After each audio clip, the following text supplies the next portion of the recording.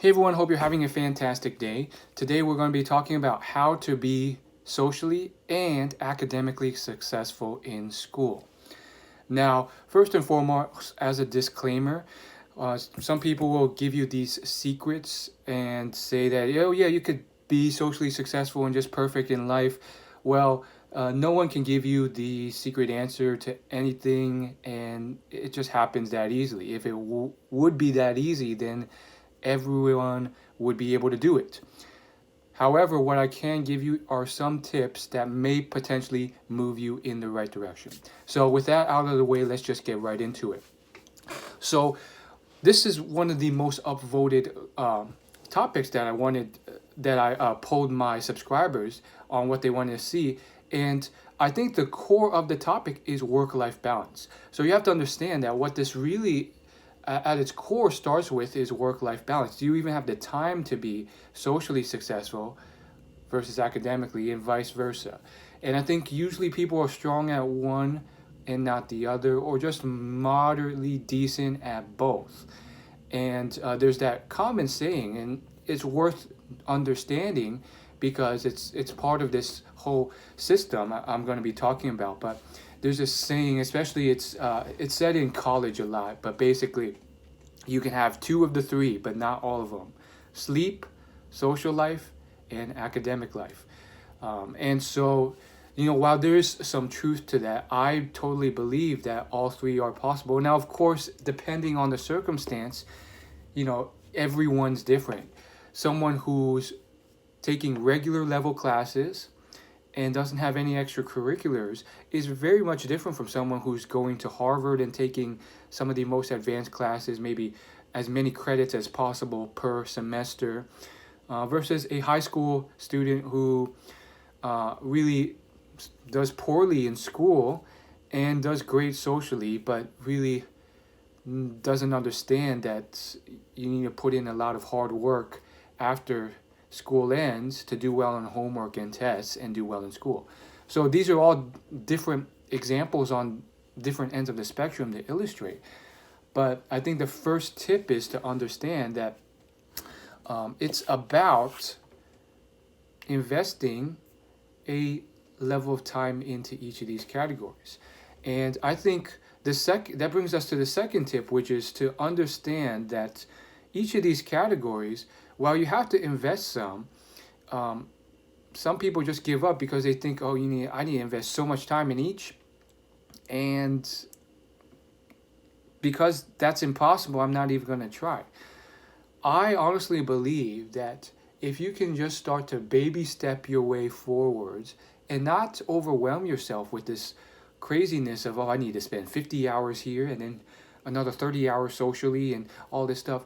I think one step at a time can work miracles.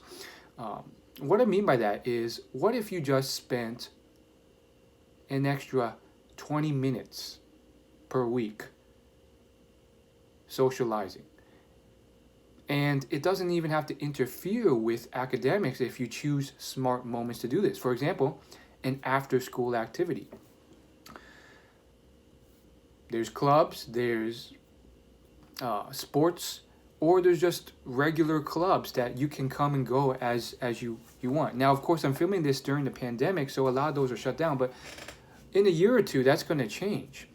And when things return to normal for many more years, you're going to have these events. And even during this remote situation, there are ways of reaching out yourself and socializing, bonding with these people, with your classmates in a remote way. Reach out to a friend or someone you get along with and just ask if you want to catch up. Ask if you want to play Among Us together. So I think there's this idea that I can't do one versus the other because I don't have the time, or one will interfere with the other. And understanding that's important too, because sometimes it will, and you have to kind of parse it apart. And no one's a master at this. I mean, maybe some people are near perfect at it. But, there's those moments where you're, taking a test, or the teacher's lecturing about something really important that's going to be tested on. that's a moment where people screw up because it's a common thing. They'll be socializing, they'll be goofing off, and they miss that. So when you look at the smart kids in school, they usually are paying attention in those moments. So during class, there are uh, areas where, especially for those who are socially skilled but not academically skilled, they miss because they're always goofing off.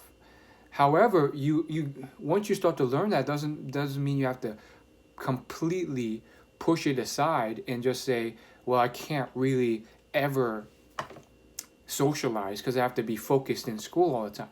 There are always ways of doing it where you can get both. Um,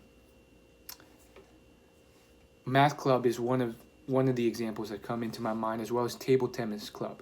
These were two clubs that I attended briefly on and off during the school year, and honestly, if you're scared about it being cool or not cool, you make it cool. A lot of these clubs, there was some really popular, handsome, and athletic people who went to it. And you know what? I'm thinking one kid in particular, his name was Tommy. He made it cool because he went to this and he was cool and he loved it so much that he went. And of course, he had a lot of fun at these, as well as, he socialized with people. These were things that were fairly casual, so there wasn't that pressure to always be focused or talk to people. And you had super smart people at math club and super less smart people there, or just people who were socializing, and they would get together and different groups would form, of course, but people would be socializing and doing the math problem at the same time, and then it was a good time. These clubs have a certain level of ability to kind of go at your own pace. Some people would only show up twice a year, 3 or 4 times a year. Others would go every single meeting, and then they would attend the math competitions as well. And the same thing happens with college, even more so with college. A lot of people, I tried a lot of clubs in college as well, and let's just be frank, by the last semester, like, most people wouldn't be attending because they would be so focused on school. So at least one of the big lessons I learned was that you don't have to go all or none. I used to think, well, I can't attend every meeting, it's not worth it. And then I learned that, like, most people aren't attending every meeting. Most people kind of filter out as the year goes on. The first meeting's the biggest, and then less and less people come in. So it's not just about attending these things, but really reaching out and trying to form that bond. Now, it's different for everyone. I can relate to some people out there who maybe they try and others don't think they're cool enough, or others don't want to hang out with them, or you extend yourself and you can't do it in a great way, so you don't form that awesome bond as a friendship. But I think part of it, and one of the lessons, is actually trying and making those baby steps. And as you start to add in some of that, you realize, wow, I can actually do more socializing and improve my social life more than I thought without it affecting my grades. Because usually you don't need to spend 30 hours a week socializing, or even 10 hours. In terms of time outside of school, I mean, it's really not that much. Maybe 5 to 10 hours, if that. And then you could still spend a lot of other time doing other stuff.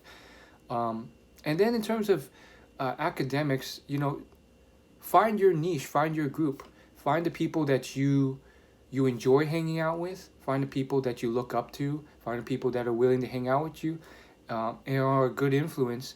And obviously a good influence is very important as well, but sometimes you can do all three and multitask and get them all together. There was definitely a lot of academic groups where, of course, the really smart straight A students hung together inside and outside of school. And of course, they did more dorky stuff, more homely stuff. They weren't doing drugs. They were just, hanging out, talking, random stuff like that. And it's totally possible. I know that you can probably think of at least one person, because I know I can think of groups of people that just had a good grasp on all of those areas. They were very good at school, and they also had a decent social life. And maybe they're not perfect in everything, but you don't need to be this superstar in every area, especially considering that high school and college pretty short in the grand scheme of your life. Once you become an adult, then the world opens up. Then you can go to a city and then meet all sorts of people. So don't dwell on being perfect. I definitely wasn't perfect. I was far from it. But there's definitely areas to move. Even if you're at the rock bottom, which I can relate to as well. You can always move up a little bit. So that's it for you guys. Maybe I can talk more about this if you want a part 2. But I want to keep these videos under 10 minutes because no one really watches 30 minutes of me ranting. But hopefully it gave you some ideas. And if you learned nothing else, if you forgot everything, and if I want to give one more parting tip, I would say that, for me, there's moments where I really sucked socially and I did decent academically. And if I were to go back and tell my younger self, I would say, like, you focus so much on those moments where maybe you struggled really hard to find people to connect with or make friends with at lunch and in the cafeteria. And you really struggled on that and you dwelled on that and it sucked and you didn't feel like you had many friends. Well, there were moments throughout your school where you did connect with certain people of all ethnicities, of people that, who really liked you for you. And some of them were cool, some of them were dorky, some of them were just in between. And you didn't pay enough attention to those moments. And you could, by showing appreciation in those moments and connecting more with those people, it was, you could have made more lasting friendships. You could have reached out more outside of school and said, hey, just want to catch up. How are things? Let's talk on the phone a bit, hang out. Especially in these current times with the COVID-19 pandemic, I've learned that you don't have to wait for someone else to reach out. And you don't have to think just because others don't reach out to you, that means that, you're doomed or they don't like you. Sometimes you make the effort. You need to make that effort for your mental health, for your social skill development. As far as the other end of this extreme of people who are academically failing but socially gifted, you need to start putting in the hard work to build the academic aspect as well. And I have other videos on that. So hopefully it helped. I know this is one of the most requested topics. And if you want me to get into subtopics or specific questions or part 2, you know what to do. Leave a polite comment on the issue. Oh yeah, and last tip, just keep in mind good influences. Have a solid base of good values, because you don't want to end up in the wrong group of social popular people, but bad influences. And I think it's good to just kind of draw your lines and decide that beforehand. For me, I don't want to get into anyone who's doing hard drugs or soft drugs. I don't want to hang around people who are really not looking and moving towards success later in life, in the long term. Now, that one's definitely more of a, I would say, less important one for me, because just because someone's not going to be rich or academically successful doesn't necessarily mean they're a bad person. There's a lot of good qualities that someone can have. They could be kind, honest, loyal, appreciative. So that one's a little less. But basically, you have to decide on what values matter to you. And then from there, you can kind of build off that. Because if you just say, I'll take any friend I can get, then who knows? You could end up in a bad circle, end up, worst case scenario, being addicted to drugs and working for the drug cartel. But that's neither here nor there. Thanks for watching. Hopefully you learned something. See you later.